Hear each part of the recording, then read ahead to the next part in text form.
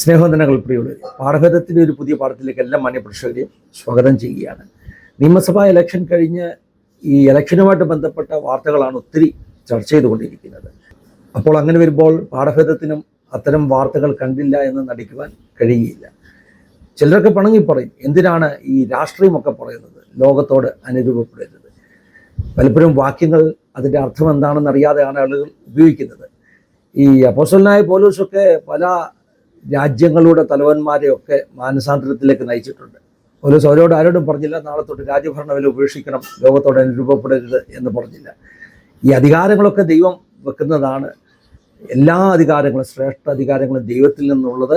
അതുകൊണ്ട് അധികാരികൾക്ക് കീഴടങ്ങിയിരിക്കണം. ഇതൊക്കെ ദൈവത്തിൻ്റെ വചനമാണ്. കാരണം ഒരു രാജ്യം ഭരിക്കുവാൻ നല്ല ഭരണകർത്താക്കന്മാർ വരണം. അപ്പോൾ അത് ദൈവമായിട്ട് നിയോഗിക്കുന്ന അധികാര സ്ഥാനങ്ങളാണെന്നൊക്കെ ഉള്ളൊരു അറിവ് വേദോസത്തിൽ നിന്നുള്ളവർ ഈ ഇത്തരത്തിലുള്ള കമൻറ്റുകൾ ചെയ്യുകയില്ല. പോകട്ടെ, അതവരുടെ അറിവില്ലായ്മയല്ലേ. ഈ വിശ്വാസ ജീവിതവും പിന്നെ നിത്യതയും ദൈവരാജ്യവും ഭൂമിയിൽ ജീവിക്കുമ്പോൾ വേണ്ട കാര്യങ്ങളും ഇതിനെയൊക്കെ ബാലൻസ്ഡായിട്ട് പഠിക്കാത്തത് കൊണ്ടുള്ള ചില കുഞ്ഞ് കുഴപ്പങ്ങൾ, അവിടെ ഇവിടെ ഒരു വാക്യം മാത്രം വായിച്ചിട്ട് ഈ പറഞ്ഞ വിശ്വാസങ്ങൾ ക്രമീകരിക്കുന്നതുകൊണ്ടുള്ള കുഴപ്പങ്ങളെന്ന് പറഞ്ഞ് ഞാനങ്ങ് വിടുകയാണ്. ഇന്ന് പക്ഷേ പ്യൂറായിട്ട് ആത്മീയ വിഷയമാണ് ഞാൻ പറയാൻ പോകുന്നത്. പശ്ചാത്തലം രാഷ്ട്രീയമാണെങ്കിലും പ്യൂറായ ആത്മീക വിഷയത്തിൻ്റെ ഒരു ചോദ്യത്തിൻ്റെ ഉത്തരമാണ് ഇന്ന് പറയാൻ പോകുന്നത്. ഈ ഇലക്ഷൻ കഴിഞ്ഞപ്പോൾ മലയാളി ക്രൈസ്തവ സമൂഹത്തിനിടയിൽ വളരെ വൈറലായിട്ട് പ്രചരിക്കുന്ന ഒരു വീഡിയോ ആണ്. വി.ഡി. സതീശനോട് 4 വർഷങ്ങൾക്ക് മുമ്പ് ടിജോ തോമസ് എന്ന് പറയുന്ന പാസ്റ്റർ നടത്തിയ ഒരു പ്രവചനം.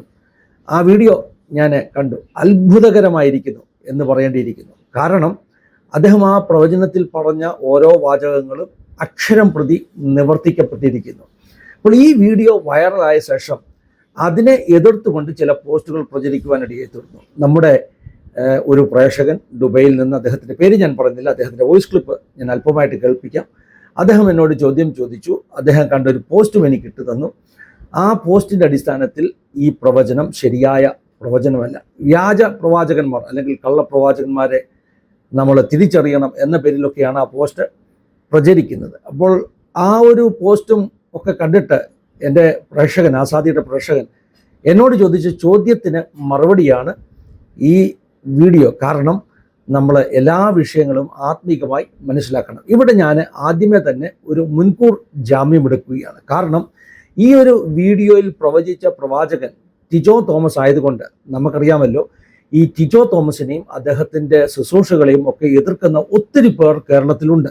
ഒത്തിരി പേരെന്നല്ല, ബഹുഭൂരിപക്ഷം എന്ന് പറയേണ്ടിയിരിക്കുന്നു.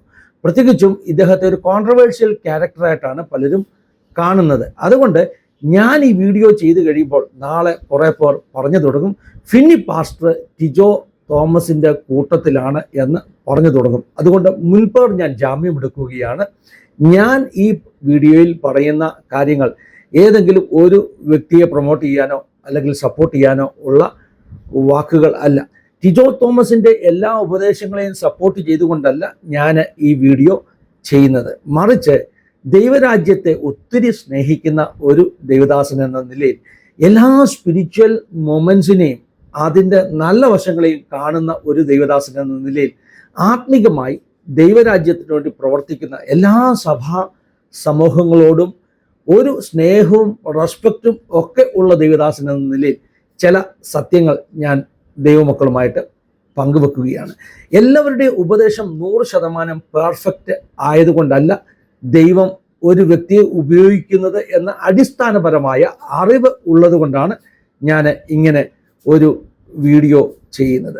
ദൈവം ആരെയെങ്കിലും ഒരാളെ ഉപയോഗിക്കുമ്പോൾ ഒട്ടും അസൂയയില്ലാതെ, ഒട്ടും കുശുമ്പില്ലാതെ അത്തരത്തിലുള്ള ദൈവിക പ്രവൃത്തികളെ കൈയടിക്കുവാനും സ്വീകരിക്കുവാനുമുള്ളൊരു മനസ്സ് എനിക്ക് ഉള്ളതുകൊണ്ടാണ് ഞാൻ ഈ വീഡിയോ ചെയ്യുന്നത്. ഇത് പറയുമ്പോൾ കുറേ കാര്യങ്ങൾ കൂടെ പറയേണ്ടിയിരിക്കുന്നു.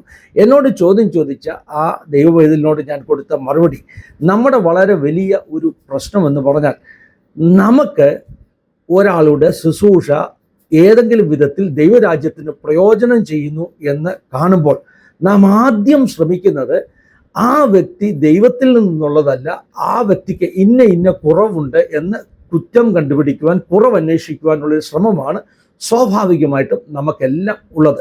അത് ഇന്നും ഇന്നലെയും ഒന്നും തുടങ്ങിയതല്ല. യേശു ഈ ഭൂമിയിൽ വന്ന കാലം മുതലേ അങ്ങനെയായിരുന്നു. യേശുവിൻ്റെ ശുശ്രൂഷ ശക്തമായി ദൈവരാജ്യത്തിൻ്റെ ശക്തി വെളിപ്പെടുത്തി മുൻപോട്ട് പോകുമ്പോൾ പരീശന്മാർക്കും ശാസ്ത്രിമാർക്കും അവനെ ഉൾക്കൊള്ളുവാൻ കഴിഞ്ഞില്ല. കാരണം അവരുടെ സങ്കല്പത്തിൽ മശിഹ വന്നാൽ, അല്ലെങ്കിൽ ഒരു പ്രവാചകൻ വന്നാൽ, അത് ഏതെങ്കിലും പരീക്ഷ പാഠശാലയിൽ നിന്നാണെങ്കിൽ അവർ രണ്ട് കൈ നീട്ടി സ്വീകരിക്കുമായിരുന്നു. അവരുടെ പരാതി, ശാസ്ത്രം അഭ്യസിച്ചിട്ടില്ലാത്ത ഇവൻ തച്ചൻ്റെ മകൻ എന്ന് പറഞ്ഞാൽ അവരുദ്ദേശിക്കുന്ന ബാക്ക്ഗ്രൗണ്ടിൽ നിന്നല്ല ദൈവം ഒരുത്തനെ ഉപയോഗിക്കുന്നത്. അവർ പ്രതീക്ഷിച്ചത് ജെറുസലേമിലെ ആഠ്യത്വമുള്ള ഏതെങ്കിലും മത മേധാവിയുടെ കുടുംബത്തിൽ നിന്ന് ഒരു പ്രവാചകൻ വന്നാൽ ഞങ്ങൾ സ്വീകരിക്കാം. ഞങ്ങളുടെ ഡിനോമിനേഷനിലല്ലാത്ത, ഞങ്ങളുടെ ഉപദേശം പോലെ പഠിപ്പിക്കാത്ത ഒരുത്തനെ ദൈവം ഉപയോഗിക്കുമ്പോൾ സ്വാഭാവികമായിട്ടും എനിക്ക് ഉൾക്കൊള്ളുവാൻ കഴിയുന്നില്ല എന്ന ആറ്റിറ്റ്യൂഡായിരുന്നു അവർക്കുണ്ടായിരുന്നത്. ഇതേ മെൻറ്റാലിറ്റി ഇന്ന് നമുക്കകത്ത് എല്ലാമുണ്ട്. ആരെയെങ്കിലും ദൈവം ഉപയോഗിക്കുവാൻ തുടങ്ങിയാൽ അത് എൻ്റെ ഡിനോമിനേഷനിലുള്ള ആളല്ല, അല്ലെങ്കിൽ ഞാൻ പഠിപ്പിക്കുന്നത് പോലെ അല്ല പഠിപ്പിക്കുന്നത്, അല്ലെങ്കിൽ അദ്ദേഹത്തിൻ്റെ മെത്തേഡ് ഞാൻ ഉപയോഗിക്കുന്ന മെത്തേഡല്ല, അദ്ദേഹം പറയുന്ന സെൻറ്റൻസുകൾ പഴയ പ്രവാചകന്മാർ പറയുന്ന സെൻറ്റൻസുകളല്ല എന്നൊക്കെ വിമർശന ബുദ്ധിയെ ചിന്തിച്ച് ആ വ്യക്തിയിൽ കുറ്റം കണ്ടുപിടിക്കുവാനുള്ളൊരു ശ്രമം ഇത് സ്വാഭാവികമായിട്ടും നമ്മുടെ ഇടയിലെല്ലാം ഉണ്ട്. ഈ കാര്യത്തിലും എനിക്ക് എൻ്റെ പ്രേക്ഷകനോട് പറഞ്ഞു കൊടുക്കാൻ ഉണ്ടായിരുന്നത് അതുതന്നെയാണ്. അതായത് നമുക്ക് ആരെയും ഉൾക്കൊള്ളുവാൻ കഴിയുന്നില്ല. നമ്മളെ മാത്രമേ ദൈവം ഉപയോഗിക്കുകയുള്ളൂ, നമ്മൾ മാത്രമാണ് പെർഫെക്റ്റ് എന്നും കറക്റ്റ് എന്നും ചിന്തിക്കുന്ന ഒരു തെറ്റിദ്ധാരണ നമുക്കുണ്ട്. ഇവിടെ നാം മനസ്സിലാക്കണം, ദൈവം ഇംപെർഫെക്റ്റ് ആയിട്ടുള്ള പാത്രങ്ങളെ പലപ്പോഴും ഉപയോഗിച്ചിട്ടുണ്ട്. അത് ദൈവ മഹത്വം വെളിപ്പെടുവാൻ വേണ്ടിയാണ്. ഇത്രയും പറഞ്ഞിട്ട് ഞാൻ ഇനിയും അടിസ്ഥാനപരമായിട്ട് എന്തൊക്കെയാണ് പ്രശ്നങ്ങൾ എന്നുള്ളത്, അല്ലെങ്കിൽ എന്താണ് ഈ ഒരു വൈറൽ വീഡിയോയുടെ പിന്നിൽ ഉള്ളത് എന്ന് ഞാൻ പറഞ്ഞു തരുവാൻ ആഗ്രഹിക്കുന്നു. ആ വീഡിയോ ഞാൻ കാണിക്കാം, എൻ്റെ പ്രേക്ഷകൻ്റെ സന്ദേശം നിങ്ങളെ കാണിക്കാം. അതുപോലെ തന്നെ എനിക്ക് അദ്ദേഹം വിട്ടു തന്ന ആ പോസ്റ്റ് ഞാൻ ഒന്ന് കാണിക്കാം. ആദ്യമായിട്ട് ആ വീഡിയോ നമുക്കൊന്ന് കാണാം. കാരണം അതാണല്ലോ ഇവിടുത്തെ പ്രതിപാദ്യ വിഷയം എന്നുള്ളത്. നമുക്ക് ഒരുമിച്ച് പ്രാർത്ഥിക്കാം.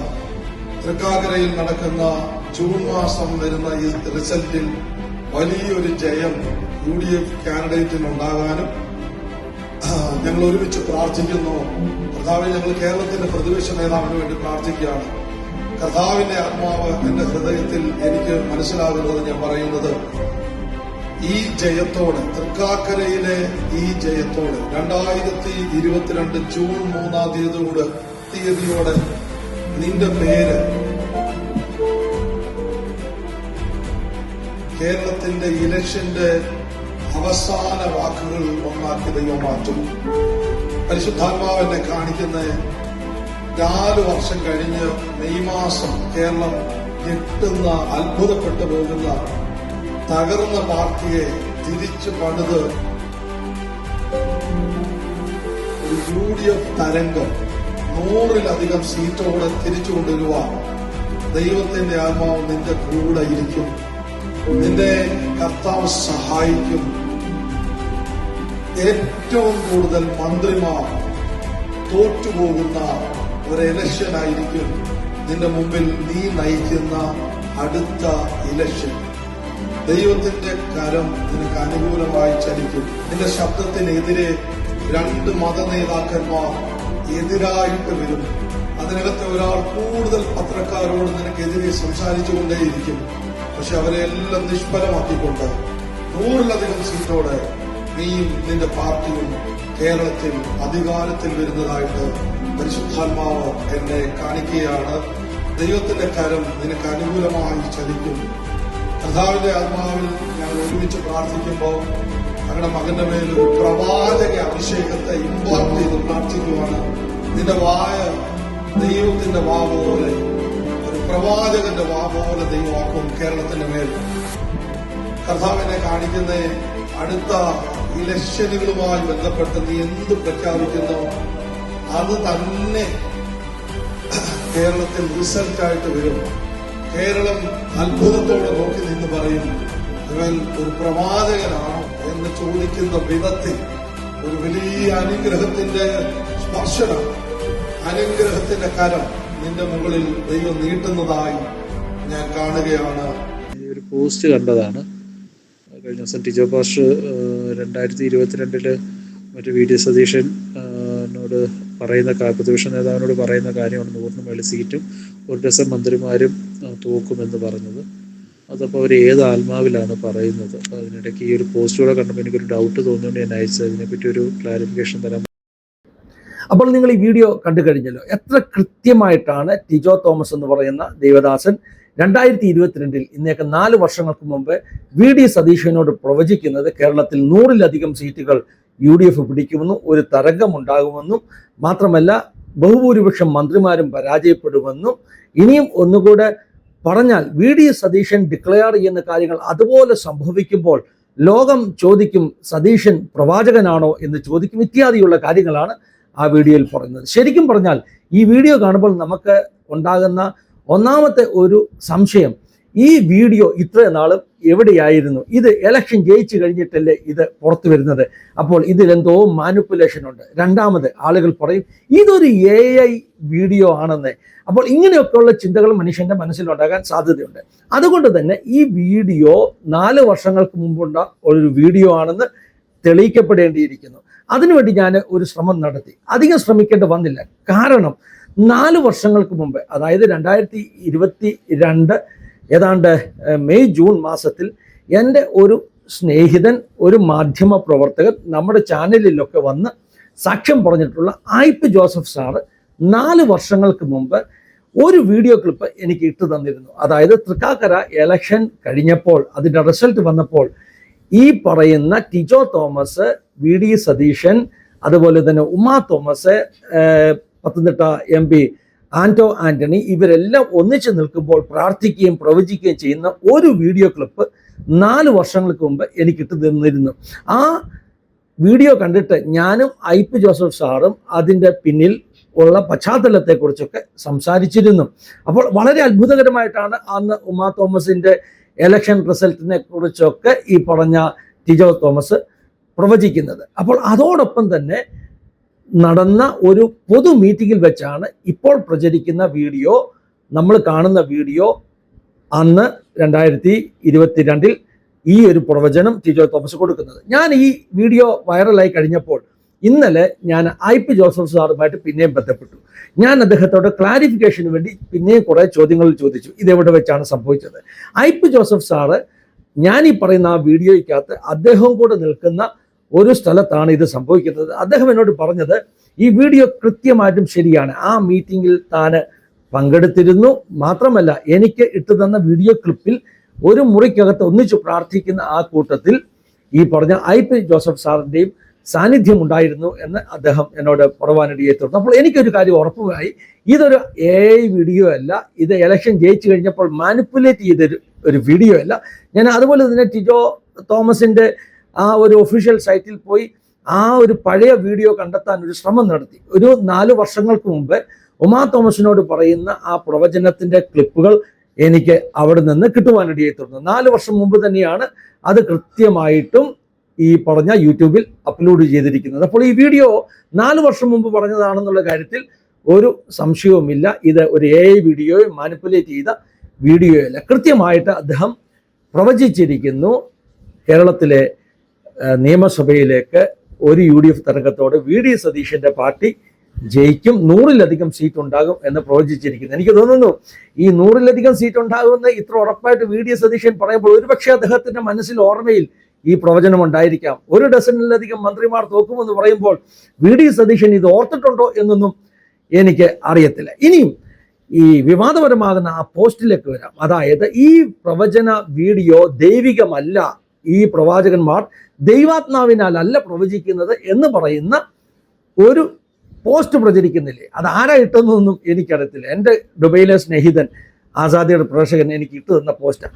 ആ പോസ്റ്റിൽ പറയുന്ന കാര്യങ്ങൾ ഒന്ന് ശ്രദ്ധിച്ചു കേൾക്കണം. ക്രിസ്തുവിനെ രക്ഷിതാവായി സ്വീകരിക്കാത്ത, ക്രിസ്തുവിൻ്റെ നിയമത്തെ പാലിക്കാത്ത, സ്നാനം സ്വീകരിക്കാത്ത, പരിശുദ്ധാത്മാവ് പ്രാപിക്കാത്ത ഒരു വ്യക്തിയെ ദൈവം അനുഗ്രഹിക്കുമെന്നും നീ രാഷ്ട്രീയത്തിൽ വിജയം നേടുമെന്നും ഇത്ര സീറ്റ് നിനക്ക് ലഭിക്കുമെന്നും നിന്റെ ഭാവിയെ സംബന്ധിച്ചുള്ള ദൈവത്തിന്റെ ദൂത് ഇതാണെന്നും പരിശുദ്ധാത്മാവ് ഇത് സംസാരിക്കുന്നുവെന്ന് ഒരു അവിശ്വാസിയെ നോക്കി നിന്നെ അനുഗ്രഹിക്കാൻ പോകുന്നുവെന്നും ദൈവം നിന്റെ ശത്രുക്കളുടെ മുമ്പാകെ നിന്നെ മാനിക്കുമെന്ന് ഒരു പ്രവാചകൻ മുഖാന്തരം പറയുമ്പോൾ ബൈബിൾ അടിസ്ഥാനമായി വലിയ വിരോധാഭാസം ഈ പ്രവചനത്തിനുണ്ട്. എന്താണെന്ന് എനിക്ക് മനസ്സിലാത്തില്ല. ദൈവം ദേശത്തിൻ്റെ അധികാരികളോട് പ്രവാചകന്മാരിലൂടെ പ്രവചിച്ചത് നൂറുകണക്കിന് എക്സാമ്പിളുണ്ട്. അതിൻ്റെ അർത്ഥം ആദ്യം കണ്ടീഷൻ ഒന്നും വെച്ചില്ല, നീ ദൈവത്തെ സ്വീകരിച്ചു കഴിഞ്ഞാൽ അല്ലെങ്കിൽ കർത്താവിൻ്റെ പിൻപറ്റി കഴിഞ്ഞാൽ ഇങ്ങനെ ഉള്ള അനുഗ്രഹങ്ങളൊക്കെ നിനക്ക് ലഭിക്കും എന്നൊന്നും കണ്ടീഷൻ വെക്കാതെ ഉൽപ്പത്തി പുസ്തകം മുതൽ വെളിപ്പാട് പുസ്തകം വരെയുള്ള ബൈബിളിൽ നൂറുകണക്കിന് അനുഭവങ്ങൾ അവിശ്വാസികളായ ദേശത്തിൻ്റെ അധിപതികളോട് ഈ പറയുന്ന പ്രവാചകന്മാർ പ്രവചിച്ച അനുഭവങ്ങളുണ്ട്. ഓരോ ദേശങ്ങളോടുമുള്ള ദൈവിക പദ്ധതികൾ ദൈവം തൻ്റെ പ്രവാചകന്മാരിലൂടെ വെളിപ്പെടുത്തും. അതിൻ്റെ അർത്ഥം ആ വ്യക്തി രക്ഷിക്കപ്പെട്ടെന്നോ സ്നാനപ്പെട്ടെന്നോ അയാൾ സ്വർഗത്തിൽ പോകാൻ വേണ്ടി തിരഞ്ഞെടുക്കപ്പെട്ടെന്നോ ഒന്നും അല്ല. ദൈവം ഒരു ദേശത്തെ ഒരു വ്യക്തിയുടെ കയ്യിൽ ഏൽപ്പിക്കുമ്പോൾ, ശ്രദ്ധിച്ചു കേൾക്കണം, വേദപുസ്തകം കൃത്യമായിട്ട് പറയുന്നു എല്ലാ ശ്രേഷ്ഠ അധികാരങ്ങളും ദൈവത്തിൽ നിന്നാണ്. ഒരു രാജ്യത്തെ ആര് ഭരിക്കണമെന്ന് തീരുമാനിക്കുന്നത് ദൈവമാണ്. ദാനിയേലിന്റെ പ്രവചനം ഉദാഹരണമാണ്. കൗൺസിൽ ഈസ് ഫ്രം ഗോഡ് എന്നാണ് ദാനിയേലിന്റെ പ്രവചനത്തിൽ പറയുന്നത്. അതായത് രാജാക്കന്മാരെ വാഴിക്കുന്നത് അവിടുന്നാണ് എന്നാണ് വേദപുസ്തകം പറയുന്നത്. ഇന്ത്യയിൽ മോദി ഭരിക്കണമെന്നും കേരളത്തിൽ അടുത്തത് ആര് ഭരിക്കണമെന്നും തമിഴ്നാട്ടിൽ വിജയ് ഭരിക്കണമെന്നും ഇതൊക്കെ ദൈവമാണ് തീരുമാനിക്കുന്നത്. അപ്പോൾ ദൈവം അങ്ങനെ നിയോഗിക്കുമ്പോൾ അതിന് ദൈവികമാകുന്ന ഉദ്ദേശങ്ങളുണ്ട്. നമ്മൾ ചിന്തിക്കുന്നത് പോലെയല്ല ദൈവവും അവൻ്റെ പ്രവൃത്തികളും ഭൂമിയിൽ വെളിപ്പെടുന്നത്.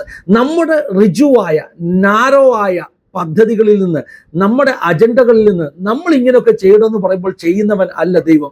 ആ ദൈവിക പദ്ധതികളെ ദൈവം തൻ്റെ പ്രവാചകന്മാരിലൂടെ വെളിപ്പെടുത്തും. ഞാൻ പറഞ്ഞല്ലോ, ഉൽപ്പത്തി പുസ്തകം മുതൽ ഇത് നമുക്ക് കാണാം. ഇസ്ഹാക്കും അബ്രഹാമും ഒക്കെ ദേശത്തിൻ്റെ രാജാക്കന്മാർക്ക് വേണ്ടി പ്രാർത്ഥിച്ചതായിട്ടും ഒക്കെ വേദപുസ്തകത്തിൽ കാണാം. ഫിലിസ്തീയ രാജാവിന് വേണ്ടി ഇസ്ഹാക്ക്, അബ്രഹാം മിസ്രൈം രാജാവിന് വേണ്ടി, ഇതൊക്കെ വേദപുസ്തകത്തിൽ തെളിവുള്ള കാര്യങ്ങളാണ്. ജോസഫ് ഫറവോന്റെ കൊട്ടാരത്തിൽ പ്രധാനമന്ത്രിയായിട്ടിരുന്നു എന്ന് പറഞ്ഞാൽ ഫറവോൻ മനസ്സ് മാറി, ഫറവോൻ മതം മാറി, ഫറവോന് എബ്രായരുടെ ദൈവത്തെ സേവിക്കാൻ തുടങ്ങിയതാണോ? അല്ല പ്രിയമുള്ളവരെ, അങ്ങനെയല്ല ഈ പറയുന്ന പ്രവാചകന്മാരെ ദൈവം ഉപയോഗിക്കുന്നത്. ഈ പോസ്റ്റിന്റെ പിന്നിൽ വ്യാപരിക്കുന്നത് എന്തെന്ന് ചോദിച്ചാൽ പഴയ പരീശന്മാരുടെ സ്പിരിറ്റാണ്. എന്നെ അല്ലാതെ ദൈവം എന്തിനാണ് അവനെയൊക്കെ ഉപയോഗിക്കുന്നത്? എന്നെയോ എൻ്റെ സഭയിലുള്ള ആരെയോ എൻ്റെ മക്കളെയോ അല്ലെങ്കിൽ ഞങ്ങളുടെ പാസ്റ്റർ മോനെയൊക്കെ കർത്താവ് ഉപയോഗിച്ചാൽ ഞാൻ കൈകൊട്ടാം. പക്ഷേ എൻ്റെ ഡിനോമിനേഷൻ ഇല്ലാത്ത ഒരുത്തൻ ഈ പ്രവചനം ചെയ്തപ്പോൾ അവൻ ഒരു മൈലേജ് കിട്ടുമ്പോൾ എനിക്കൊട്ടും സഹിക്കുന്നില്ല. ഇവിടുത്തെ പ്രശ്നം ദൈവരാജ്യത്തെ നമ്മൾ സ്നേഹിക്കുന്നില്ല. നമ്മുടെ ഡിനോമിനേഷനെ മാത്രമേ സ്നേഹിക്കുന്നുള്ളൂ, എന്നെ മാത്രമേ കർത്താവ് ഉപയോഗിക്കത്തുള്ളൂ, ഞാൻ മാത്രമേ പെർഫെക്റ്റ് ഉള്ളൂ എന്ന് ചിന്തിക്കുന്ന ഋജുവായ ഒരു പരീക്ഷ ബുദ്ധി ഇതിനകത്ത് ഉണ്ട് എന്ന് പറയേണ്ടിയിരിക്കുന്നു. നാം മനസ്സിലാക്കണം, ദൈവം എപ്പോഴും ഇംപെർഫെക്റ്റ് ആയിട്ടുള്ള വ്യക്തികളെയാണ് ഉപയോഗിക്കുന്നത്. നമ്മുടെ പെർഫെക്ഷനിൽ അല്ല ദൈവം ഒരു വ്യക്തി ഉപയോഗിക്കുന്നത്. നിങ്ങൾ നോക്കുമ്പോൾ ഈ പറയുന്ന XYZ എന്ന് പറയുന്ന ആളുകൾക്കൊക്കെ ഒത്തിരി കുറവുകൾ കാണും. പക്ഷേ ആ കുറവുകൾക്ക് അപ്പുറമായി കൊരിന്ത്യർ ലേഖനത്തിൽ കൃപാവരങ്ങളെക്കുറിച്ച് പഠിപ്പിക്കുമ്പോൾ വേദപുസ്തകം പഠിപ്പിക്കുന്നത് അഴക് കുറഞ്ഞ അവയവങ്ങൾക്ക് അവൻ അധികം അലങ്കാരം വരുത്തുന്നു എന്ന് പറഞ്ഞാൽ ദൈവം ഒരുത്തിന് ഒരു കൃപാവരം കൊടുക്കുന്നത് അവൻ്റെ യോഗ്യത കൊണ്ടോ അവൻ്റെ ഭക്തിയുടെ അല്ലെങ്കിൽ അവൻ്റെ ആത്മീക വളർച്ചയുടെ കൂടുതൽ കൊണ്ടോ അല്ല. ദൈവം അവനെ മാനിക്കുവാൻ, അലങ്കരിക്കുവാൻ അപ്രകാരം ഒരു ശുശ്രൂഷ ഏൽപ്പിച്ചു കൊടുത്തു എന്ന് മാത്രം. ഞാൻ പറഞ്ഞില്ല, ഞാൻ മുൻകൂർ ജാമ്യം എടുത്തിട്ടാണ് ഇത് പറയുന്നത്. ഞാൻ ഈ പറയുന്ന ടിജോ തോമസ് എന്ന് പറയുന്ന ആ ഒരു ശുശ്രൂഷകന്റെ എല്ലാ മാനറിസങ്ങളോടും ശൈലികളോടും അനുകൂലമുള്ള ഒരു വ്യക്തിയല്ല. ഇതിൻ്റെ ഒരു എക്സ്പ്ലനേഷൻ ഉണ്ട്. എൻ്റെ സ്നേഹിതൻ എന്നോട് ചോദിച്ച വ്യക്തി ഈ ചോദ്യങ്ങൾ എന്നോട് ചോദിച്ചു. പഴയ പ്രവാചകന്മാർ പ്രവചിക്കുന്നത് പോലെ അല്ലല്ലോ ഇവർ പ്രവചിക്കുന്നത്. ഇവിടെ നാം ഒരു കാര്യം മനസ്സിലാക്കണം. പ്രവാചകന്റെ ആത്മാക്കൾ അവർക്ക് കീഴടങ്ങിയിരിക്കുന്നു എന്ന് 1 കൊരിന്ത്യർ 14 ആ ലാസ്റ്റ് ഭാഗങ്ങളിൽ നമുക്ക് കാണുവാനിടയായിത്തീരുന്നു. എന്ന് പറഞ്ഞാൽ ഒരു പ്രവാചകനെ ദൈവം ഒരു ശുശ്രൂഷ ഏൽപ്പിക്കുമ്പോൾ ആ പ്രവാചകന്റെ ക്രിയേറ്റിവിറ്റി, ആ ശുശ്രൂഷയെ എങ്ങനെ ഉപയോഗിക്കണം എന്നുള്ളത് അദ്ദേഹത്തിൻ്റെ ക്രിയേറ്റിവിറ്റിയും കൂടെ കണക്റ്റഡ് ആയിട്ടാണ്. വേദപുസ്തകം എഴുതിയ പ്രവാചകന്മാരുടെ ശുശ്രൂഷ എല്ലാം ഒരുപോലെ ആയിരുന്നില്ല. യെശയ്യാവ് പ്രവചിച്ചതുപോലെ അല്ല ജെറമ്യാവ് പ്രവചിച്ചത്. ജെറമ്യാവിൻ്റെ വിദ്യാഭ്യാസം യെശയ്യാവിൻ്റെ വിദ്യാഭ്യാസം വ്യത്യാസമുള്ളത് കൊണ്ട് യെശയ്യാവിൻ്റെ ആ ഒരു പ്രവചനത്തിൽ തൻ്റെ വിദ്യാഭ്യാസവും തൻ്റെ സാമൂഹിക പശ്ചാത്തലത്തിന് ഒരു സ്വാധീനമുണ്ടായിരുന്നു. അപ്പോൾ ഓരോ പ്രവാചകന്മാർ ഉപയോഗിക്കുന്ന പദങ്ങൾ, അവരുടെ മാനറിസങ്ങൾ, അവരുടെ പ്രോഫറ്റിക് മെത്തേഡോളജി വ്യത്യസ്തമായിരിക്കും. അപ്പോൾ എനിക്കൊരു കൃപാവരം തന്നു കഴിഞ്ഞാൽ ആ കൃപാവരം അത് എൻ്റെ ഉള്ളിൽ ദൈവം നിക്ഷേപിച്ചിരിക്കുന്ന എന്നിൽ നിന്ന് തന്നെ ഇൻഡിപെൻഡൻ്റ് ആയിട്ട് ഓപ്പറേറ്റ് ചെയ്യുന്ന ഒരു രീതിയാണ് ഉള്ളത്. എനിക്ക് അതിനെ ദൈവഹിതപ്രകാരം ഏറ്റവും ബ്യൂട്ടിഫുൾ ആയിട്ട് ഉപയോഗിക്കാനുള്ള എല്ലാ അനുവാദങ്ങളും പരിശുദ്ധാത്മാവ് നൽകുന്നുണ്ട്. ഇങ്ങനെ പ്രവചിക്കാവുള്ളൂ എന്ന് പറയുന്ന ഒരു മെത്തേഡല്ല. അല്ലെങ്കിൽ പ്രവാചകനെ ദൈവം അങ്ങ് പിടികൂടിയിട്ട് അവൻ്റെ ബുദ്ധി അഫലമായിട്ട് അവൻ ഏതെങ്കിലും വിധത്തിൽ സ്വയമായിട്ട് അറിയാതെ കുറെ വാക്കുകൾ അട്ടർ ചെയ്യുന്ന ഒരു പ്രവചന ശൈലിയല്ല പുതിയ നിയമ പ്രവചന ശൈലി എന്ന് പറയുന്നത്. അത് ജാതികളുടെ ഇടയിലാണ്. അവർ പൊസസ്ഡ് ആണ്. ഒരു ഭൂതശക്തി അവൻ്റെ മേൽ കയറിയിട്ട് അവന് നിയന്ത്രണമില്ലാത്ത കുറെ വിളിച്ചു പറയുന്നു. അങ്ങനെയല്ല ന്യൂ ടെസ്റ്റ്മെന്റ് പ്രവചനം. ന്യൂ ടെസ്റ്റ്മെന്റ് പ്രവചനം പ്രവാചകന് അകത്ത് ആ പ്രോഫറ്റിക് ഒരു നിയോഗം, ആ കൃപാവരം വർക്ക് ചെയ്തിട്ട് ആ പ്രവാചകന്റെ അകത്ത് തന്നെ ഇൻഡിപെൻഡന്റ് ആയിട്ട് അവന് കീഴടങ്ങിയിരുന്നു കൊണ്ട്, ഇവിടെ മനസ്സിലാക്കണം, പരിശുദ്ധാത്മാവാണോ പ്രവാചകന് കീഴടങ്ങുന്നത്? അല്ല. അവന്റെ ആ കൃപാവരം അവന് കൺട്രോൾ ചെയ്യത്തക്കവണ്ണം അവനിൽ ദൈവം നിക്ഷേപിക്കുന്ന വേറൊരു ഭാഷയിൽ ഒരു ടാലന്റ് ആണെന്ന് പറയാം, സ്പെഷ്യൽ ആയിട്ടുള്ള ഒരു ഗിഫ്റ്റ് ആണെന്ന് പറയാം. ഗിഫ്റ്റ് എന്ന പദമാണ് വേദപുസ്തകം ഉപയോഗിക്കുന്നത്. ആ ഗിഫ്റ്റ് പരിശുദ്ധാത്മാവ് അവന് കൊടുക്കുന്ന ഗിഫ്റ്റ് അവൻ നല്ലൊരു ഗ്രഹവിചാരകൻ എന്ന നിലയിൽ അവന് വ്യത്യസ്തമായ വിധത്തിൽ ഓപ്പറേറ്റ് ചെയ്യാം. ഉദാഹരണം പറഞ്ഞാൽ, നാഥാൻ പ്രവാചകന് ഒരു വെളിപ്പാടുണ്ടാകുന്നു. നാഥാൻ പ്രവാചകൻ നേരിട്ട് ചെന്നിട്ട് മകനെ ദാവീദേ നീ ഇന്ന തെറ്റ് ചെയ്തിരിക്കുന്നു എന്നല്ല പ്രവചിച്ചത്. ആ പ്രവചനം പറയുന്നതിന് മുമ്പേ ഒരു കഥ പറയുന്നു. കഥ പരിശുദ്ധാത്മാവല്ല കൊടുത്തത്. കഥ നാഥാൻ പ്രവാചകന്റെ വിവേകവും ക്രിയേറ്റിവിറ്റിയും ആ ദൂത് അവതരിപ്പിക്കാനുള്ള ഒരു സാഹചര്യം ഒരുക്കുകയാണ്. ഞാൻ മനസ്സിലാക്കുന്നു ഈ പ്രവാചകന്മാരൊക്കെ അതാണ് ചെയ്യുന്നത്. ഒരുപക്ഷെ ടിജോ തോമസിന് പോലും ഈ ഒരു പേര് വെളിപ്പെട്ട് കിട്ടുന്നത് ഒരുപക്ഷെ സ്റ്റേജിലായിരിക്കില്ല. അദ്ദേഹം തലേദിവസം പ്രാർത്ഥിക്കുമ്പോഴായിരിക്കും ദൈവാത്മാവ് പറയുന്നത് ഇന്ന പേര് ഉള്ള വ്യക്തി നാളെ വരുന്നു. അദ്ദേഹം അത് കുറിച്ച് വെക്കുന്നു. സ്റ്റേജിൽ വരുമ്പോൾ അദ്ദേഹം ആ പേര് വിളിക്കുമ്പോൾ അദ്ദേഹത്തിന്റെ ക്രിയേറ്റിവിറ്റി അനുസരിച്ച് അദ്ദേഹം അതിനെ മോഡിഫൈ ചെയ്യുന്നു. ഇവിടെയാണ് ഒരു ചോദ്യം ഉണ്ടാകുന്നത്, അങ്ങനെ ചെയ്യാൻ പാടുണ്ടോ എന്ന ചോദ്യം. ഇവിടെ നാം മനസ്സിലാക്കണം, ഇവിടെ ദൈവം ഇദ്ദേഹത്തിന് നിർദ്ദേശം കൊടുക്കുന്നില്ല, ഇങ്ങനെ ചെയ്യാവുള്ളൂ എന്ന് നിർദ്ദേശം കൊടുക്കുന്നില്ല. അദ്ദേഹം തന്റെ ശുശ്രൂഷയെ തനിക്ക് എങ്ങനെയാണോ അതിനെ ക്രിയേറ്റീവായിട്ട് ഉപയോഗിക്കാൻ കഴിയുന്നത് അപ്രകാരം ഉപയോഗിക്കുന്നു. അവിടെ നമുക്ക് ചർച്ച ചെയ്യാം. അതായത് അങ്ങനെ ചെയ്യാൻ പാടുണ്ടോ, അതോ നേരിട്ട് പറയുകയാകാവുള്ളൂ, ഇങ്ങനെയുള്ള മെലോഡ്രാമയുടെ ആവശ്യമുണ്ടോ എന്നൊക്കെയുള്ള ചോദ്യങ്ങൾ നമുക്ക് സ്വാഭാവികമായിട്ട് ചോദിക്കാം. പേര് വിളിക്കുന്ന കാര്യത്തെക്കുറിച്ച് പറഞ്ഞപ്പോൾ ഒന്ന് രണ്ട് കാര്യം അതിനെക്കുറിച്ച് പറഞ്ഞേ മതിയാകത്തുള്ളൂ. പേര് വിളിക്കുന്ന ശുശ്രൂഷ ശരിയാണോ? എൻ്റെ ക്രിസ്തീയ ശുശ്രൂഷയുടെ അനുഭവത്തിൽ ധാരാളം സമയങ്ങൾ പേര് വിളിക്കുന്ന ശുശ്രൂഷയിൽ ആളുകളുടെ പേര് വിളിക്കുവാൻ കർത്താവ് എനിക്ക് സാവകാശം നൽകിയിട്ടുണ്ട്. ഞാൻ ഈ പറയുന്നത് പോലെ വണ്ടിയുടെ നമ്പർ പ്ലേറ്റ് അടിച്ചു നോക്കിയിട്ടൊന്നുമല്ല പേര് വിളിച്ചിട്ടുള്ളത്. ഇതൊക്കെ പരിശുദ്ധാത്മാവിനാൽ ഇന്നും നടക്കുന്ന ശുശ്രൂഷകളാണ്. വ്യക്തിപരമായി ഞാൻ ഈ ശുശ്രൂഷ പല സന്ദർഭത്തിൽ ചെയ്തിട്ടുള്ളത് കൊണ്ട് എനിക്കറിയാം അങ്ങനെ ദൈവത്തിന് പ്രവർത്തിക്കാൻ കഴിയും. വേദപുസ്തകത്തിൽ കൊർന്നല്യോസിനോട് കൃത്യമായ അഡ്രസ്സ് വരെ കൊടുത്ത കർത്താവിന് ഇന്നും പ്രവാചകന്മാരിലൂടെ പേര് വിളിക്കുവാനോ പേര് വെളിപ്പെടുത്തുവാനോ കഴിയുമെന്നുള്ളത് നമ്മൾ മനസ്സിലാക്കാം. വിഷയം അതല്ലാത്തത് കൊണ്ട് ഞാൻ തിരിച്ചു വരികയാണ്. അപ്പോൾ ഇവിടെ പറയുന്നു പരിശുദ്ധാത്മാവല്ല ഇങ്ങനെയുള്ള ശുശ്രൂഷകൾ നൽകുന്നത്. അപ്പോൾ എൻ്റെ തിരിച്ചൊരു ചോദ്യം, പരിശുദ്ധാത്മാവല്ല ഇദ്ദേഹത്തിലൂടെ പ്രവർത്തിക്കുന്നതെങ്കിൽ നിങ്ങളിൽ പരിശുദ്ധാത്മാവില്ലേ? നിങ്ങളിലുള്ള പരിശുദ്ധാത്മാവ് എന്തുകൊണ്ടാണ് ഈ പറഞ്ഞ പോലെ വി.ഡി. സതീശനോടൊന്നും ദൂത് പറയണ്ട, സ്വന്തം സഭയിലെ ഒരു വിശ്വാസിയോട് പോലും ദൂത് പറയാനുള്ള കപ്പാസിറ്റി ഇല്ലാതെ പോകുന്നത്? ഇന്നും നമ്മുടെ ഇടയിൽ കൃത്യതയുള്ള പ്രവാചകന്മാർ ഇല്ലാതെ പോകുന്നു. പണ്ടുണ്ടായിരുന്നു കേട്ടോ, ഈ പത്തിച്ചട, അതുപോലെ തന്നെ വാര്യാപുരം യോനാച്ചാന്, ഇങ്ങനെയൊക്കെ പറയുന്ന കുറേ ആളുകൾ പണ്ട് നമ്മുടെ ഇടയിലുണ്ടായിരുന്നു. പണ്ട് കുമ്പനാട് കൺവെൻഷൻ നടക്കുമ്പോൾ കുമ്പനാട്ട് ഈ ദൂരസ്ഥലങ്ങളിൽ നിന്ന് ആളുകൾ വന്ന് താമസിക്കും. അന്ന് കുമ്പനാട്ടുള്ള സമുദായക്കാരുടെ വീടുകളിലാണ് പലരും താമസിക്കുന്നത്. ആ കാലഘട്ടത്തിൽ ഒരിക്കൽ ഈ പറഞ്ഞ ഈ അടുത്തുള്ള ഒരു സമുദായക്കാരുടെ വീട്ടിൽ, ഒരു മാർത്തോമ ഭവനത്തിൽ താമസിച്ച ഒരു പെന്റിക്കോസ്റ്റൽ പാസ്റ്റർ ആ വീട്ടിലെ ടൈം പീസ് മോഷ്ടിച്ചു. അതായത് വീട്ടുകാർ അടുത്ത ദിവസം വന്നിട്ട് കെ. എബ്രഹാം സാറിനോട് കംപ്ലൈൻറ്റ് പറഞ്ഞു, ഇന്നലെ നിങ്ങളുടെ കുറേ പാസ്റ്റർമാരെ വീട്ടിൽ താമസിക്കാൻ വിട്ട് അവരായിട്ട് ടൈം പീസ് എടുത്തുകൊണ്ട് പോയി. എന്ത് ചെയ്യും? നാണം കേടായില്ലേ? എല്ലാ ദൈവദാസന്മാരെയും ഒരു റൂമിൽ വിളിച്ചിരുത്തി പ്രാർത്ഥന തുടങ്ങി. അങ്ങനെ പ്രാർത്ഥിച്ചുകൊണ്ടിരിക്കുമ്പോൾ ഈ പറയുന്ന എൻ്റെ ഓർമ്മ ശരിയാണെങ്കിൽ ചരിത്രത്തിൽ ഞാൻ വായിച്ചിട്ടുള്ളത് ഈ പത്തിച്ചട അവറാച്ചൻ അല്ലേ, പത്തിച്ചട അവറാച്ചൻ എന്ന് പറഞ്ഞ ദൈവദാസൻ, അദ്ദേഹം ചാടി എഴുന്നേറ്റ് ഓടിപ്പോയി ഒരു ദൈവദാസനെ പിടിച്ച് വലിച്ചു പൊക്കിയിട്ട് പറഞ്ഞു, നീ മോട്ടിച്ചത് തിരിച്ചു കൊണ്ടുപോടാന്ന് പറഞ്ഞു. അങ്ങനെ ഒരു പെന്തക്കോസ്റ്റ് ഉണ്ട്. ഈ വാര്യാപുരം യോനാച്ചാനെ പോലെയൊക്കെയുള്ള ആളുകൾ ശുശ്രൂഷിച്ച ഒരു പെന്തക്കോസ്റ്റ് ഇന്ന് അതില്ല. ഇന്ന് അത് ഇല്ലെന്ന് മാത്രമല്ല, ആരെങ്കിലും ദൈവം ഉപയോഗിക്കാൻ തുടങ്ങിക്കഴിഞ്ഞാൽ, അവരൊരു പ്രവചനം പറഞ്ഞാൽ ഇത് ദൈവത്തിൽ നിന്നല്ല എന്ന് പ്രൂവ് ചെയ്യാൻ ശ്രമിക്കുന്ന ഫരീഷ്യൻ സ്പിരിറ്റ്, സ്കെപ്റ്റിക്കിന്റെ ആത്മാവ്, സ്കെപ്റ്റിസം എന്ന് കേട്ടിട്ടില്ലേ, ഇങ്ങനെയുള്ള വിമർശന ബുദ്ധിയുടെ ആത്മാവാണ് നമ്മുടെ അകത്ത് ഉള്ളത്. കാരണം നമ്മൾ നോക്കുമ്പോൾ ഇദ്ദേഹത്തിൽ 100 കണക്കിന് കുറ്റങ്ങളുണ്ട്. സത്യമാണ് പ്രിയമുള്ളവർ, ഇത്തരത്തിലുള്ള വീഡിയോകൾ ചെയ്യുമ്പോൾ ധാരാളം ആളുകൾ എൻ്റെ ശത്രുക്കളായി മാറുകയാണ്. എന്നോട് ആളുകൾ ചോദിക്കും, എന്തിനാ പാസ്റ്റർ ഇത് ചെയ്യുന്നത്, ആളുകളെല്ലാം എതിരാകുകയില്ലേ? ഞാൻ സത്യസന്ധമായിട്ട് പറയാം, സത്യത്തിന് വേണ്ടി നിൽക്കുക, ദൈവത്തിൻ്റെ വചനത്തിന് വേണ്ടി നിൽക്കുക, ദൈവരാജ്യത്തെ സ്നേഹിച്ച് നിൽക്കുക എന്ന കാര്യത്തിൽ കൃതകൃത്യതയുള്ള ഒരു തീരുമാനമുള്ള വ്യക്തിയാണ് ഞാൻ. ആരൊക്കെ എതിരായിട്ട് പറഞ്ഞാലും ഇതാണ് സത്യം.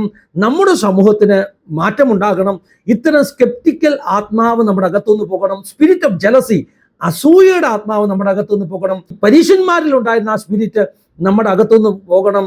നമ്മൾ ദൈവരാജ്യത്തിന് വേണ്ടി ആര് പ്രയോജനപ്പെട്ടാലും ദൈവരാജ്യം വളരുന്നുണ്ടല്ലോ, സ്തോത്രം എന്ന് പറയത്തക്കവണ്ണം, ആമീൻ പറയത്തക്കവണ്ണം ഒരു ഹൃദയത്തിൽ ദൈവരാജ്യത്തെ സ്നേഹിക്കുന്നവരാകണം. ദൈവരാജ്യത്തെ നിങ്ങൾ സ്നേഹിക്കാൻ തുടങ്ങുക, യേശുവിൻ്റെ മനസ്സുള്ളവരായി തീരെ. ഇനി ഈ പറഞ്ഞ XYZ എന്ന് പറഞ്ഞ ദൈവദാസന്മാർ, അവരുടെ കയ്യിൽ തെറ്റുകളുണ്ടാകാം, ഇംപെർഫെക്ഷൻസ് ഉണ്ടാകാം, അവരുടെ യജമാനനുമായിട്ട് കണക്ക് തീർക്കും. അതുകൊണ്ട് അവർ പറഞ്ഞ ദൂത് തെറ്റാണെന്ന് സ്ഥാപിച്ച് തെളിയിച്ച്, നമ്മുടെ ദൈവം ഒരു നിർഗുണ പരബ്രഹ്മം എന്നൊക്കെ കേട്ടിട്ടില്ലേ, അതുപോലെ ഒരു ഗുണവും ചെയ്യാത്ത, ഒരു പ്രവചനവും പറയാത്ത, സൈലന്റ് ആയിട്ടിരിക്കുന്ന ഈ സംസാരിക്കാത്ത ദൈവമാണെന്നുള്ള തരത്തിൽ ചിന്തിക്കുന്ന ആ ഒരു എന്താ പറയുന്നത്, എനിക്കൊരു I'm not getting a proper word, അത്തരത്തിലുള്ള ഒരു ഉഴപ്പൻ വാട്ടപ്പന്തക്കോസിന്റെ വിശ്വാസമൊക്കെ ഒന്ന് വിട്ടിട്ട് നമുക്ക് എന്ത് ചെയ്യാം? രാജ്യങ്ങളോട്, രാജാക്കന്മാരോട്, ദേശത്ത് ഭരിക്കാൻ പോകുന്നവരോട്, അവൻ രക്ഷിക്കപ്പെട്ടിട്ടോ സ്നാനപ്പെട്ടിട്ടൊന്നും അല്ല കേട്ടോ, അവൻ ഈ ദേശത്തെ ദൈവം ഏൽപ്പിച്ചത് കൊണ്ട് അവനോടുള്ള ദൂത് പറയത്തക്കവണ്ണം ഉള്ള പ്രവാചകന്മാർ എഴുന്നേറ്റ് വരട്ടെ. ദാനിയേലിനോട് പറഞ്ഞു, ഇനി നീ അനേക രാജ്യങ്ങളെക്കുറിച്ച് പ്രവചിക്കേണ്ടി വരും. ഇരമ്യാവും യെശയ്യാവും ദാനിയേലും ഒക്കെ രാജ്യങ്ങളെക്കുറിച്ചും രാജാക്കന്മാരെക്കുറിച്ചും പ്രവചിച്ചവരാണ്. അങ്ങനെയുള്ള പ്രവചനം ഉണ്ടാകും. പുതിയ നിയമത്തിൽ അഗമോസ് എന്ന് പറയുന്ന പ്രവാചകൻ വരുവാനുള്ള ക്ഷാമത്തെക്കുറിച്ച് പ്രവചിച്ചു. അപ്പോൾ ദൈവം ഇങ്ങനെയൊക്കെ ഇടപെടും. ദൈവ രാജാക്കന്മാരോട് പ്രവചിക്കും. നാളെ ഇന്ത്യ ആരാ ഭരിക്കാൻ പോകുന്നത്, ആ ഭരണകർത്താവിനോട് ഒരാൾക്കൊരു പ്രവചന ദൂത് തന്നാൽ ആദ്യം വെള്ളപ്പേപ്പറിൽ എഴുതി വാങ്ങിക്കേണ്ട ആവശ്യമൊന്നുമില്ല, നീ രക്ഷിക്കപ്പെട്ട് സ്നാനപ്പെട്ടാൽ ഒരു ദൂത പറയാം എന്നൊന്നും പറയുന്ന കർത്താവല്ല നമ്മുടെ കർത്താവ്. രക്ഷിക്കപ്പെടുക, സ്നാനപ്പെടുക, നിത്യതയിലെത്തുക എന്നുള്ളത് മറ്റൊരു കാര്യം. എന്നാൽ ഒരു ദേശം ഭരിക്കാൻ ദൈവം ഒരുവനെ ഏൽപ്പിക്കുമ്പോൾ അവൻ ദേശത്തെ എങ്ങനെ ഭരിക്കണമെന്ന്, ദൈവഹിത പ്രകാരം എങ്ങനെ ആയിരിക്കണമെന്നൊക്കെയുള്ള ദൂതുകൾ പറയുവാൻ ദൈവം പ്രവാചകന്മാരെ ഉപയോഗിക്കും. രാഷ്ട്രത്തിന്റെ, ദേശത്തിന്റെ ഭാവി ഉറവാൻ ദൈവം പ്രവാചകന്മാരെ ഉപയോഗിക്കും. നമ്മുടെ കുശുമ്പ്, നമ്മുടെ അസൂയ, ഇത്തരം ദൈവപ്രവർത്തികൾ കാണുമ്പോൾ അതിനെ തടയാൻ ഉപയോഗിക്കരുത് എന്ന് വളരെ താഴ്മയോട്, എളിമയോട് പറയുകയാണ്. സാധാരണ പാഠഭേദങ്ങൾ പറയുമ്പോൾ ഇല്ലാത്ത ഒരു ഗൗരവം ഒരുപക്ഷെ എൻ്റെ വാക്കുകൾക്കുണ്ടാകാം. കാരണം അത് ആത്മനൊമ്പരമാണ്. കാരണം ദൈവപ്രവൃത്തി കാണുമ്പോഴും അത് എന്നെയല്ലല്ലോ, ഇന്നാരെയാണല്ലോ ഉപയോഗിച്ചത് എന്ന അസൂയയുടെ ആത്മാവ് കാണുമ്പോഴുള്ള ഒരു ഗൗരവമാണെന്ന് നിങ്ങൾ മനസ്സിലാക്കിക്കൊള്ളുക. പിന്നെ താഴോട്ട് കുറേ കാര്യങ്ങൾ പറയുന്നുണ്ട് കേട്ടോ. പരിശുദ്ധാത്മാവിൻ്റെ ക്രെഡിബിലിറ്റി തന്നെ അഴിഞ്ഞു പോവുകയാണ്. നിങ്ങൾ ഉദ്ദേശിക്കുന്ന, നിങ്ങളുടെ പോക്കറ്റിൽ കിടക്കുന്ന, നിങ്ങൾ പറയുന്നത് പോലെ പ്രവചിക്കുന്ന ഒരു ആത്മാവല്ല പരിശുദ്ധാത്മാവ്. പരിശുദ്ധാത്മാവ് ഒരു വ്യക്തിയോട് ഇടപെടുമ്പോൾ ആ വ്യക്തിയോട് പറയേണ്ട ദൂത് എന്താണെന്ന് പരിശുദ്ധാത്മാവിനെ അറിയാം. അത് പ്രവാചകന്മാരിലൂടെ സംസാരിക്കും. രാഷ്ട്രീയക്കാരോട് എന്തുകൊണ്ടാണ് പാപം വെളിപ്പെടുത്താത്തത് എന്നാണ് ചോദ്യം. ഒരു വ്യക്തി ഇലക്ഷന് വേണ്ടി പ്രാർത്ഥിക്കാൻ വരുമ്പോൾ നീ പാപിയായ മനുഷ്യനാണ് എന്ന് പ്രവചിക്കുന്നതിന് മുമ്പേ ദൈവം നിന്നെ ഇപ്രകാരം ഉപയോഗിക്കും, നിന്നെ ഉയർത്തും എന്ന് ആദ്യം പ്രവചിച്ചിട്ട് നാളെ പ്രവചനം നിവർത്തിക്കപ്പെടുമ്പോൾ ഇതേ രാഷ്ട്രീയക്കാരൻ വന്നിട്ട് പാസ്റ്ററെ എനിക്ക് കർത്താവിനെ കുറിച്ച് കൂടുതൽ അറിയണമെന്ന് പറയുന്ന സാഹചര്യം ഉണ്ടാകും. അങ്ങനെയാണ് പരിശുദ്ധാത്മാവ് പ്രവർത്തിക്കുന്നത് കേട്ടോ. അല്ല നിങ്ങൾ പറയുന്നത് പോലെ അല്ല പരിശുദ്ധാത്മാവ് പ്രവർത്തിക്കുന്നത്. പറയാനാണെങ്കിൽ ഒത്തിരി കാര്യങ്ങൾ ഉണ്ട്. ഒറ്റ കാര്യം കൂടെ പറഞ്ഞ് അങ്ങ് നിർത്തുക. ഏലീശ പണ്ട് ഈ അരാമിൻ്റെ ഫ്യൂച്ചർ രാജാവിനെ നോക്കി, ഹസായേലിനെ നോക്കി പ്രവചിച്ച ഒരു പ്രവചനമുണ്ട്. ഹസായേൽ വന്നത് വേറെ കാര്യത്തിനാണ്, തൻ്റെ രാജാവിന് സൗഖ്യം കിട്ടുമോ എന്ന് അറിയാനാണ് വന്നത്. പക്ഷെ ഏലീശ അവനെ നോക്കി പ്രവചിച്ചു, നാളെ നീ രാജാവാകാൻ പോകുക. അപ്പോൾ അങ്ങനെ പ്രവചിക്കും, ഇന്ന് കാലത്തും പ്രവചിക്കും. VD സതീശൻ വന്നതുപോലെ ഹസായേൽ ഏലീശയുടെ അടുക്കൽ വന്നപ്പോൾ പ്രവചിച്ചതുപോലെ VD സതീശനെ നോക്കി നാളെ എന്ത് സംഭവിക്കുമെന്ന് പ്രവചിച്ച പ്രവാചകന്റെ ആത്മാവ് ദുരാത്മാവാണെന്ന് വിളിച്ച് നമ്മൾ അങ്ങ് ഒത്തിരി താണു പോകരുത്. പരിശുദ്ധാത്മാവിനെ അത്തരത്തിൽ ദുഃഖിപ്പിക്കരുത് എന്ന് മാത്രം പറഞ്ഞുകൊണ്ട് ഞാൻ ഈ പാഠകത അവസാനിപ്പിക്കുകയാണ്. ഞാൻ ഈ പറഞ്ഞതുകൊണ്ട് ഈ പറയുന്ന XYZ എന്ന് പറയുന്ന ഈ ടിജോ തോമസ് എന്ന് പറയുന്ന ദേവദാസന്റെ എല്ലാ ഡോക്ടറിനെയും സപ്പോർട്ട് ചെയ്തതൊന്നും അല്ല ഇതിനർത്ഥം കേട്ടോ. അങ്ങനൊന്നും ഇനിയും ഫിനി പാസ്റ്ററെ വിമർശിക്കാനൊന്നും വരണ്ട. ദൈവം സഹായിക്കട്ടെ, അനുഗ്രഹിക്കട്ടെ. God bless you all. Have A wonderful time.